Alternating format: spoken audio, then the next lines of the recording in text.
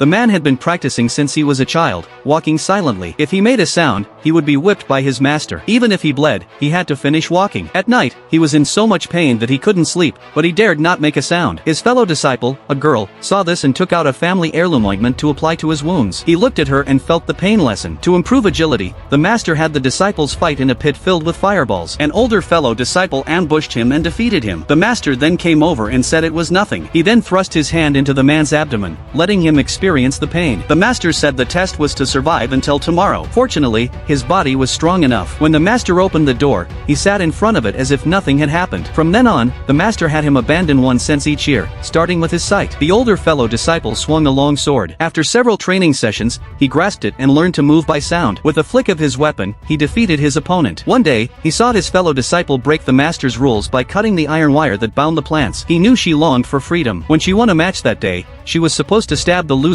according to the rules, but she refused. As a result, the master slashed her and locked her up to be exposed to the sun. At night, he secretly brought her water and advised her not to resist. She escaped on a rainy night, and he chased after her. The man said the master would kill him. The girl didn't want to go back and didn't want to live that life anymore. She asked him to escape with her, but he refused, saying this place was everything to him. He watched her climb over the wall and escape, but unfortunately, she was caught. He had betrayed his clan, and betrayal had to be paid for in blood. The master had the older fellow disciple kill her, and the man could only watch as she died. Years later, he became a true ninja, with a mission to kill a bald man. He swiftly stabbed at the bald man's neck, but the bald man turned and knocked him down. Because of the bald man's thick defense, he picked up the man and threw him against the wall, asking who would send him. He then threw him out. Relying on his instincts and his weapon, he fought back and eventually killed the bald man. He completed his mission, and the master told him to kill a woman. Looking at the girl's face, he was reminded of his fellow disciple. Back then, he hadn't been strong enough and could only watch as she died before his eyes. He threw his weapon and injured the master, who then issued a deadly command. Countless shurikens flew at him. The man was hit by the weapons and was knocked off a high building,